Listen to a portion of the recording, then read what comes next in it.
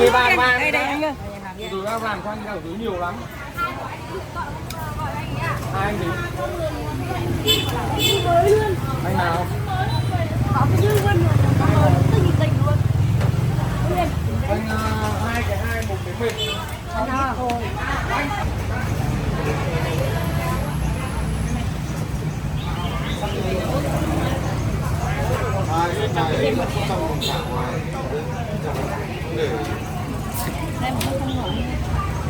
Nó bác không được á.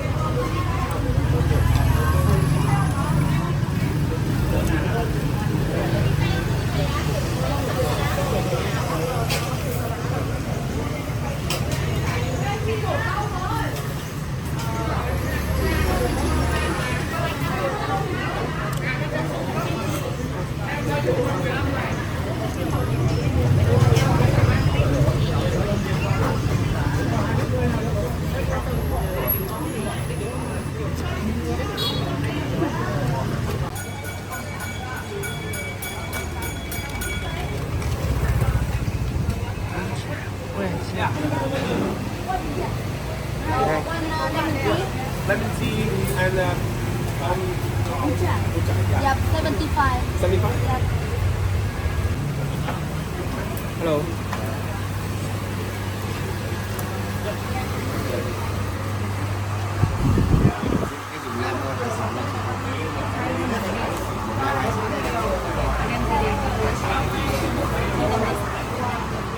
Em hay một suất nha.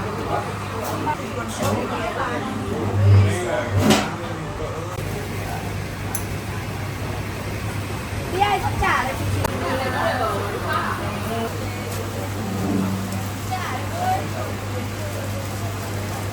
Thì chết lão luôn mà. Nhân viên đã về luôn là một tình bà cũng hồng hành. Chết rồi.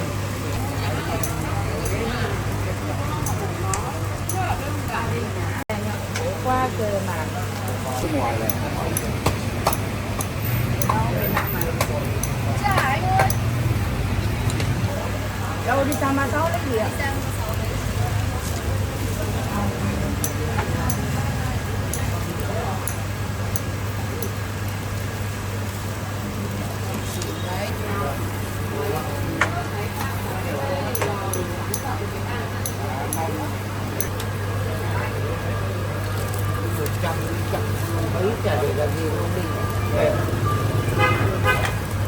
Lại trả em ơi. Là trả em ơi. Ba sốt trong nhà em ơi. Rồi về trả cháu. Hôm nay đánh 3 đảng kìa. Trời mất 3 đảng rồi, 4 triệu. Thì mày, tao cứ để đó thì Ta có 540 ra và ta nước ngoài đây là 500. Nhớ đi lấy chút sống lấy nữa. Lấy đi. Còn bà chín nó chị nào? Chỉ có cái nem hải sản thôi. Dạ vâng. Tiền ra ngoài này thuê con.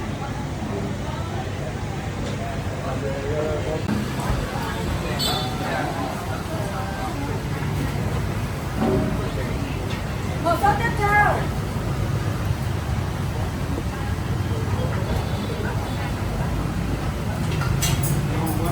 Về nhà đi ạ.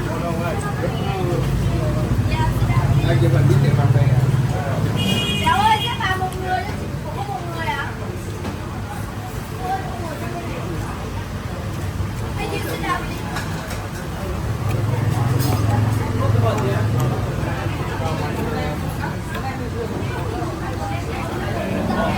Cho cháu sắp trong nhà đấy đúng không? Chị ơi, về vị trí đi.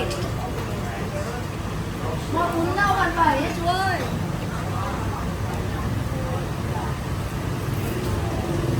Cho cháu 2 viên luôn bàn ban.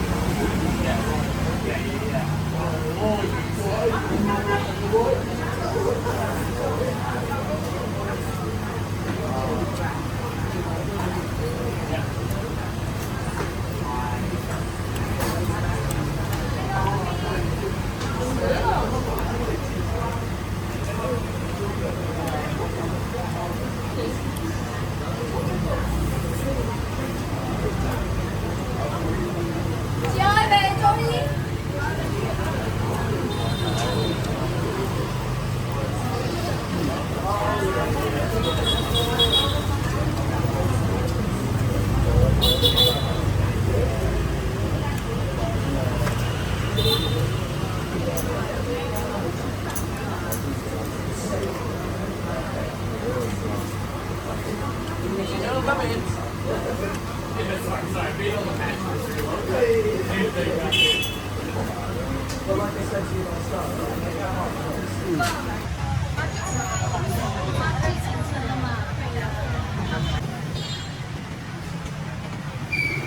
chụp cả bố đứng ở trước cửa.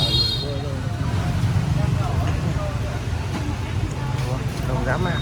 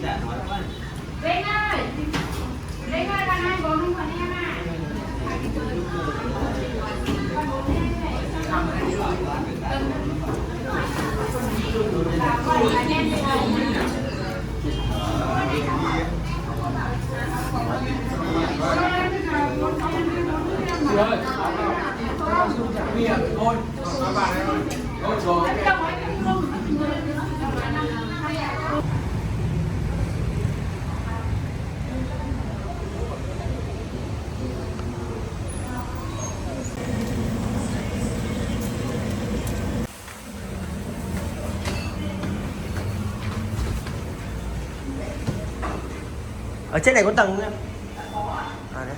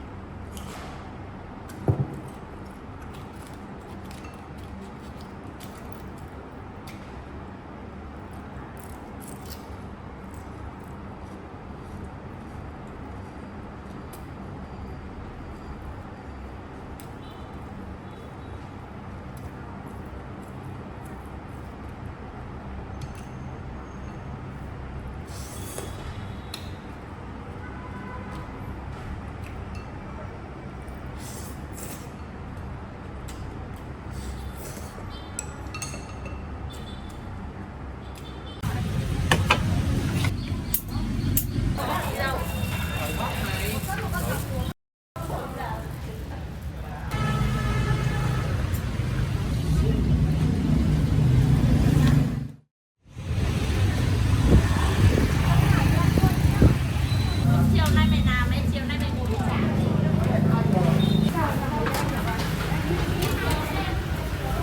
Khi mà tới đây tắt nước mắm.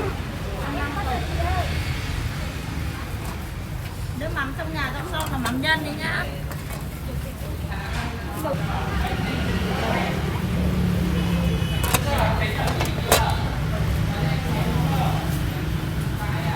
Trời ơi, sao chị mày cho mắm mắm vậy?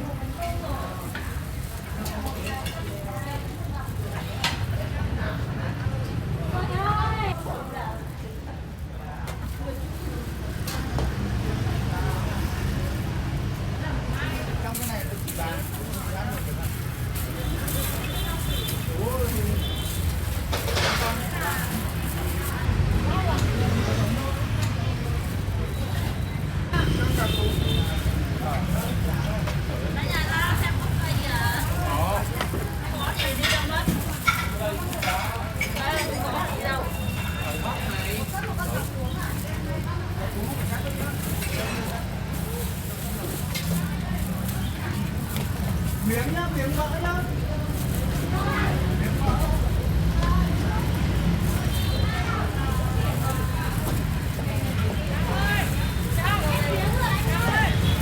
Giá đẹp. Xinh nhỉ?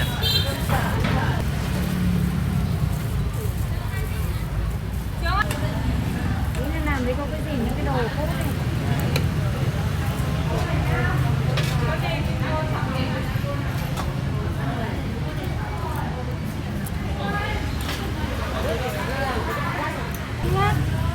Mỗi lần 200, 300.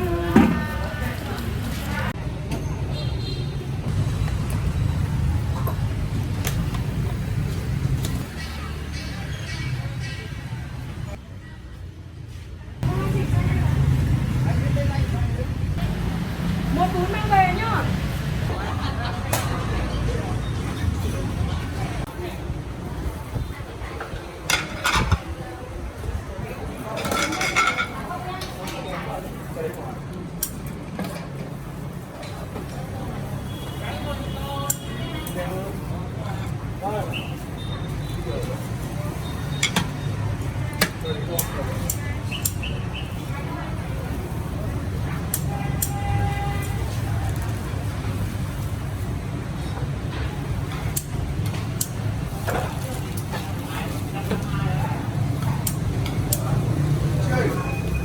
Cho em một suất này.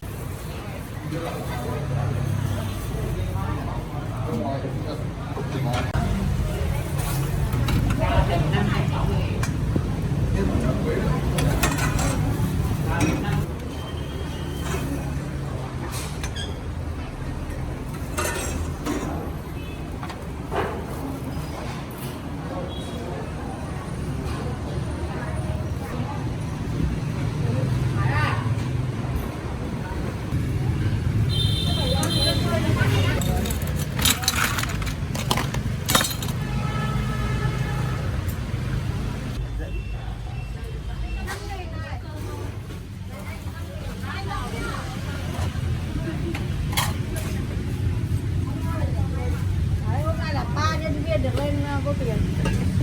Có được lên vô tiền không? Có chứ ạ? Sao không quay chị? Có. Sao không quay hả?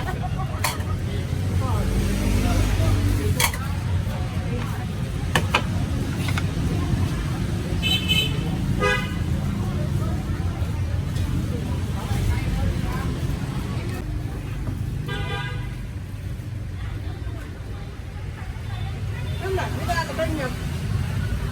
Cái đó tính cái chuyện nhầm.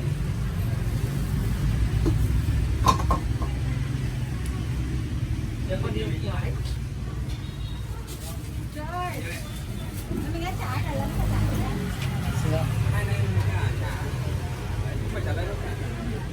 Cái gì nữa? một nữa. Một lần nữa à?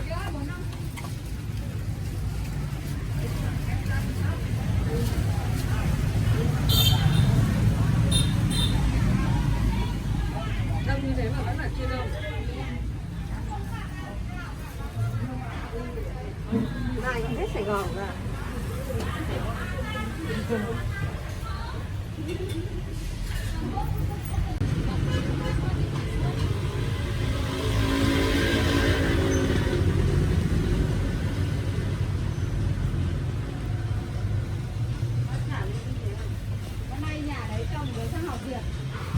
Cái nhà bên chung cư đấy, nó ở dưới chung cư mà. Đấy là nhà đấy hay.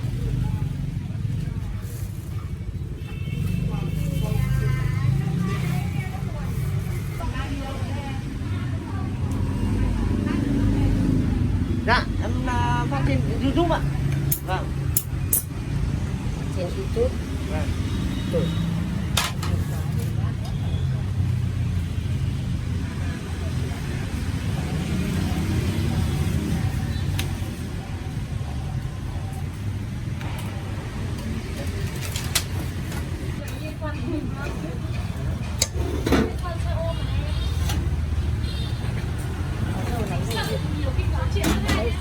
Ngạc nhiên, kiểu như là bị ngạc nhiên quá.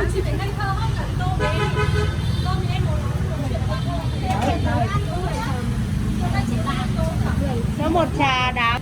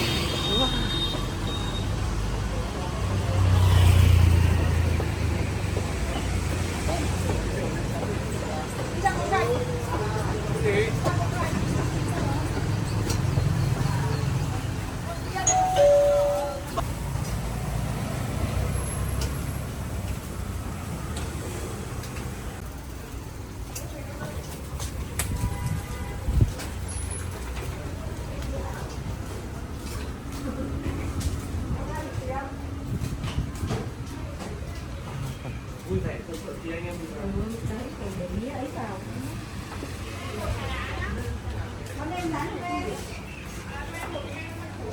Một men một trà.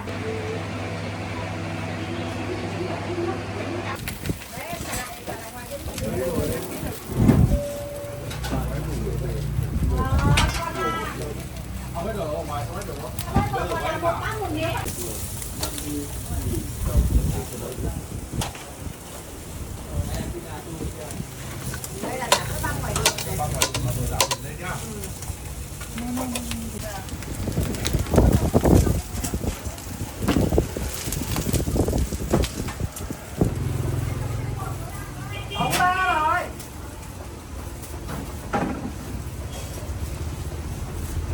Bún chả này. Thì xem vào trường học kia kìa, trường học tổ.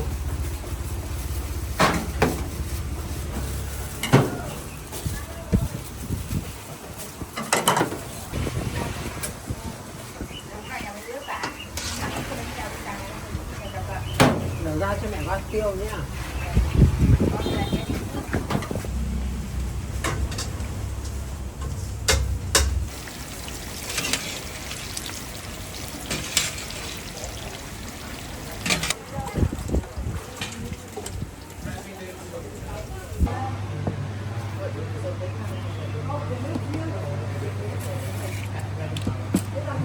Em trước nhá. Dạ. Very specific collection of things I've been doing the past 500 days.